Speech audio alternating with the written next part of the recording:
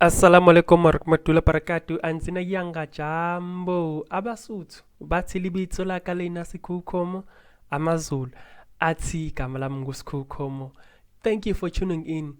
If you are new here, please subscribe on our YouTube channel and also put a notification bell so that whenever we post new videos, you get a notification.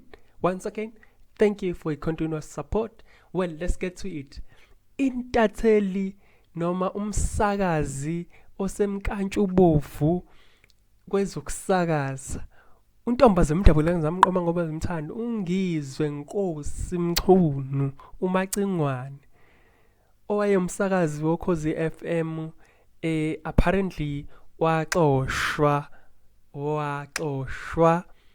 sevule umsakazo wakhe iNgizwe Mchunu online radio station lapha sakaza khona.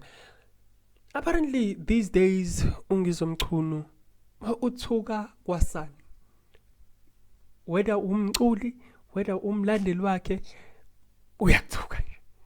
Abantu sebeqagulileke bathe ngathi une bipolar, abanye bathi engathi une depression since engenamsebenzi waxoshwa emsakazweni omkhulukazi isikhondla ukhozi FM.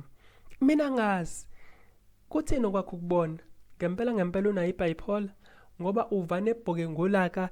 Kuyacaca ukuthi kuyothi kuphela lonyaka bese seyithuke yonke South Afrika.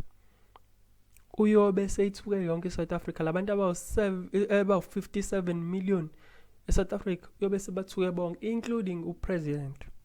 Uzosithuka sonke lo muntu wakamchunu. Kuthini okwakho uPaul ngempela unayo bipolar. Ibipolar ukuphakama komoya phinde wehle kakhulu uphinde uphakame ngoba uvane shintshe esithweni. Ngempela unayo depression, ukhwantalala, angazi kuthini okwakuphawula. Comment lapha kwi-comment section and sibone ukuthi ngempela wena ucabanga ukuthini ngalendlela yokuyiphatha kwamacingwane.